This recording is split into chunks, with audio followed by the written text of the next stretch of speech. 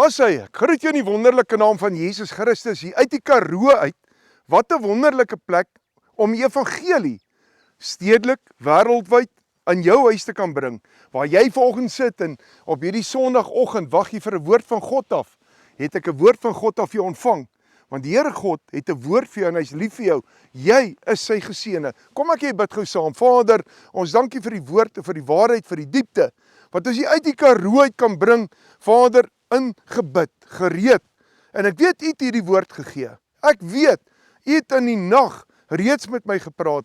U het gister reeds met my gepraat. U het reeds met my gedeel. En ek weet, ek kan dit nou aflewer. Want soos wat U dit gee, Vader, het ons elkeen dit brood nodig, soos manna in die woestyn.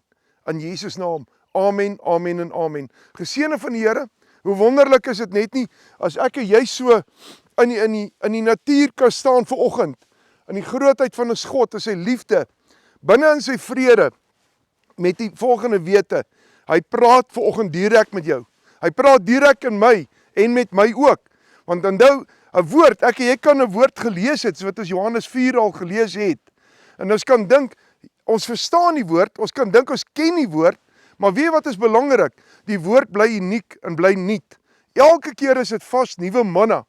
Of jy nou voorheen hierdie gelykenis al gehoor het, maak nie saak nie. Vandag het God 'n nuwe woord vir jou uit die gelykenis uit. En dis hoe God se woord elke dag nuut is. Soos wat die son skyn vandag, skyn hy elke dag. Maar elke dag is iets nuut. En is Vader besig met nuwe dinge in jou lewe. Daarom sê ek vir ons, sing 'n nuwe lied. Ons moet hom verheerlik in hierdie nuwe lied. Prys die Here. Luister geseëne van die Here, terwyl ek en jy voor Vader nou kom. En hy praat met jou, dink ek vanoggend vroeg daaraan, terwyl ek opstaan en ek vat 'n stort vanoggend baie vroeg, ervaar ek die volgende: Here, terwyl ek met U praat, dink ek maar net, toe Jesus op die aarde was, daai 3,5 jaar in sy bediening, hy was 33,5 jaar op die aarde, maar daai spesifieke 3,5 jaar, ek dink aan Paulus, Petrus, Jakobus, Johannes, en al die apostels ook, het nie 'n warm stort gehad wat hulle kon vat nie, het dalk nie die gerief net gehad om op 'n sagte bed te slaap nie, het nie die gerief van 'n voertuig gehad nie, die gerief van 'n selfoon nie, maar hulle het Jesus ten alle tye gehad. En dis waarop ek en jy moet fokus, nie op die gerief wat ons het nie. Die gerief wat ons het, moet ons voor dankie kan sê en waardeer. Ons moet kan sê, dankie Here, vir wat ek het. Jy weet, ons fokus baie keer so op omstandighede en probleme, dat ons baie keer die mooi eintlik mis, van ons het Jesus. As ons hom het, is ons skatryk. Ons die Heilige Gees in ons. As ons hom het, het ons die antwoorde, vertroosting. Hy's die een wat ons lei. Hy's die verteenwoordiging van God in ons lewe. Ek en jy het miskien nie 'n gebou vandag, waarin ons vandag 'n diens hou nie, maar weet jy wat? Jy is die tempel van God. En dis wat so wonderlik is, dat in die tempel van God, kom die woord vandag, en hy's besig om in jou vandag lewe te bring, want hy seën die tempel. Wie is die tempel? Jy. Hy seën jou vandag. En dit is wat belangrik is, dis wat saak maak. Weereens kind van God, dit gaan nie oor wat ons het nie, dit gaan oor die verhouding met God wat ons het. Dit gaan oor die diepte met God. Dit gaan oor God se liefde. Dit gaan oor daai sekerheid om te weet, jou saak met God is reg. Jy weet, ek oral waar ons kom, ek kyk waar ek 'n mandie, selfs hier in die Karoo kom. Ons het met min mense sover te doen gehad, maar elkeen het iewester 'n gebrokenheid, 'n stikkend. Elkeen het iewester 'n masker wat hy dra en glimlag en lyk goed, lyk soos hierdie regte Karoo boere, Karoo dames, vrouens, maar diep binne in hulle is 'n groot eensaamheid. Is baie keer in hulle 'n verlatenheid. Is baie keer in hulle 'n gebroke tempel. Is baie keer in hulle plek wat hulle vra het en minderwaardig baie keer begin voel, geslote begin lewe, ander kere oral, of dit nou stedelik is, daar waar jy dalk sit, het jy dalk soveel krisisse in jou lewe, dat jy kan nie funksioneer as 'n ware kind van God, soos wat God wil hê, jy moet funksioneer, want jy is so gefokus, jy het so in die tempel ingebring in jou siel in, hierdie probleme wat jy in die lewe het, hierdie eensaamheid soms, van ek kan my hart nie uitpraat met iemand nie, ek kan niemand meer vertrou nie, as iemand my net kon verstaan, daai diepte, as iemand my maar net kon verstaan, besef ek weer eens, kind van God, dat God verstaan jou, en ons moet daar wees vir mekaar, Want die Here sê, waar 2 of 3 in sy naam is, daar is hy. Die Here sê, waar 2 of 3 saam bid, saam stem oor 'n saak, en jy kan dit weer gaan lees in Matteus, kan jy gaan kyk, Matteus 18 vers 19, 20 en 21, selfs waar 2 of 3 saamstem oor 'n saak, so sal dit wees. Onthou weer eens, die Here God is met jou. Hy het jou nog nooit verlaat nie, maar ons bou baie keer mure, en ons vat die tempel van God, en ons sluit hom toe. Dit is geslote. Dit lyk verwaarloos, eensaam, alleen, stikkend, hartseer, weens die omstandighede wat ons toelaat om in hierdie tempel te kom bly. Die omstandighede moet buite jou bly. Binne jou moet slegs die Heilige Gees en die oorwinning, die trooster, die Here wees. Daar was 'n vrou gewees in Johannes 4. Ek dink eers voor ek oor Johannes wil praat, of dit oor hierdie vrou wil praat, wil ek eers oor Johannes met jou praat. Johannes was so lief vir die Here, so getrou, dat as hulle in etenstafel gaan sit het, en daai gasvryheid en daai liefde, het hy met sy kop teen Jesus se bors gaan lê. Dit moet hom fantasties wees, net om Jesus se hartklop te hoor, net om te sê, Jesus, ek het U so lief. Kind van God, raak jy ook nou stil, en lê met jou kop op Jesus se bors nou vandag, en hoor sy hartklop vir jou, wat sê, hy's lief vir jou, jy's kosbaar. In jou gebrokenheid, in jou vrae wat jy het, in jou twyfel wat jy het. Jy weet, ek kyk deur Lukas volgende weer, dan sien ek die volgende. Lukas het so baie tyd gehad, so geweldig baie tyd gehad, om mooi te gaan skryf, presies die wonderwerke wat Jesus gedoen het, en die pad wat Jesus geloop het. Dan as ek die boek Lukas lees, dan wil ek myself vereenselwig, ek wil deel wees daarvan. So lees jy die Bybel, om deel van die Bybel die woord te wees, en saam met Lukas hierdie pad te stap, en te sien, op 'n plek wat hy sê, 'n sondige vrou kom, in ons terme, en salf die voete van Jesus. Nog meer, weet jy wat doen hy? Hy vertel 'n verhaal van die verlore seun.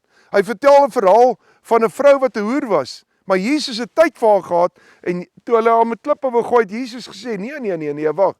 Sy het miskien sonde, julle weet van haar sonde, maar ek weet van julle sondes, wat in julle harte, julle gedagtes en wat in julle gewetens is. Laat val maar daai klippe.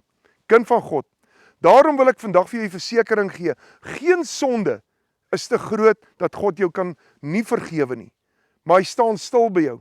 Wie waar ontmoet hy jou vanoggend? In Johannes 4. Dieselfde as die vrou by die put.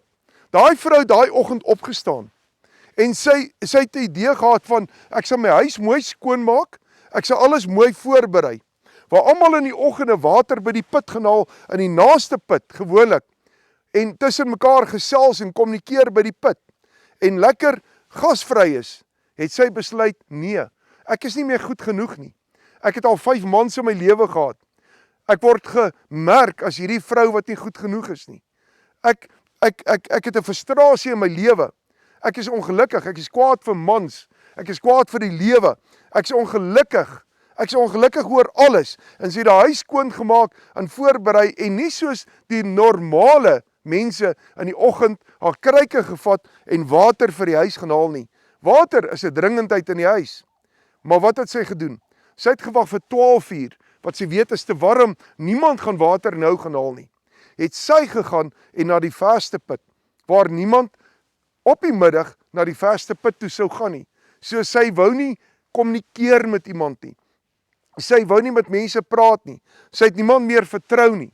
En sy kom by daardie put aan, kind van God. En wie sien sy daar? 'n Man wat by die put sit. Wat 'n teleurstelling is dit vir haar. Hier sit 'n man en hy praat met haar. Terwyl sy nie wil praat nie, vra hy nog vir haar water ook. En die ergste is, dis nog 'n Jood ook, want die Jode het nie met hulle, wat Samaritane is, gepraat nie, want hulle word beskou as die sondige sondaars met wie jy nie eens praat nie. Jy kommunikeer nie met hulle nie, glad nie. Jy drink nie eens van hulle water nie. Nou vra hierdie Joodse man nog vir haar water. En dis buite die karakter, die gewoonte, dis buite die normale kind van God. Maar Jesus het vir haar gewag.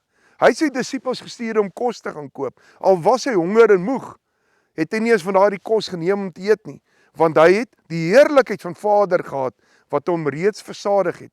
Wat hom versadig het, is Jesus siel, wat verlore is, wat vandag hom gaan ontdek, wat vandag tot redding gaan kom. Luister mooi wat wil die Here vir jou sê. En dit is by hierdie put, wat hy tyd met haar kon spandeer, haar lewe vir haar kon uitlê, haar toekoms vir haar kon bepaal en kon seker maak, al kan sy nie in die tempel gaan bid omdat sy nie goed genoeg is nie. En die Jode sê, jy kan nie bo in die berg bid nie. As die tempel nou in jou vrou, kan jy gaan bid. Enige plek waar jy kom, kan jy bid, want jy vat jou tempel saam met jou waar jy heen gaan. En dit is waar die Here vandag met ons praat ook. Jou tempel gaan baie keer in 'n bar in. Jou tempel gaan baie keer by plekke in waar vuil grappe vertel word. Jou tempel gaan baie keer by plekke in wat nie reg is in die oë van die Here nie. Wie wat gebeur dan? Jy besoedel daai tempel. Vanaand wil jy bid, maar hoe kan God jou huis seën, jou beskerm as jou tempel vuil is? Hou jou tempel skoon. Dis die eerste ding. Tweede ding, wat belangrik is, God het tyd vir jou. Maak nie saak wat se sonde jy gedoen het nie. Maak daai tempel skoon en laat die Heilige Gees daar kom inbly.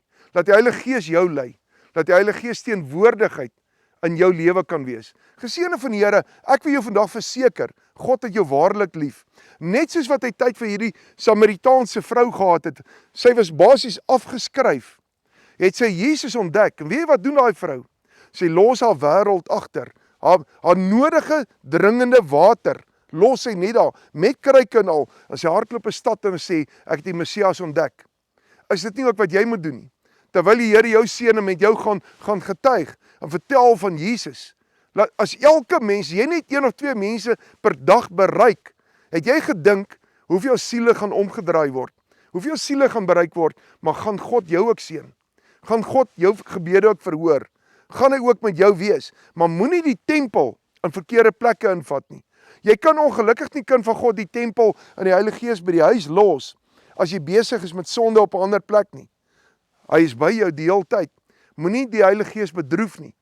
Wees getrou in God. Die Here God is met jou. Kom ek jy bid gou saam. Vader, ek dank U vir die woord en vir die waarheid. Ek dank U, Here, dat U ons alweer in diepte gelei het, dat U soveel guns en genade vir ons het. Vader, ek bid nou vir elkeen wat vandag sê, Here, ek het U nodig vir beantwoording in hulle lewe. Daar waar U hulle by die put beantwoord het, sien, Here, dank ek U vir die woord vandag, vir die waarheid wat ons het, in Jesus naam. Amen, amen en amen. En ek wil vir elkeen in die kerke vandag sê, die wat verjaar, geluk met julle verjaardag, selfs op livestream ook. En die wat God nodig het, kind van God, WhatsApp my. Ek en Mandy, ons is nou in Bridgetown vir die volgende maand.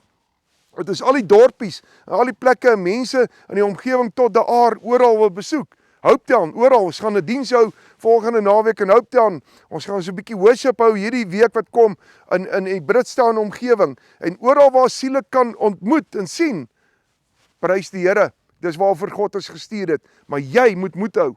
En dan, bid vir ons, want ons gaan kerkplanting doen. Iewers waar Vader ons heen stuur, op hierdie roete wat ons beweeg. En ek weet net weer eens, God is besig met groot dinge.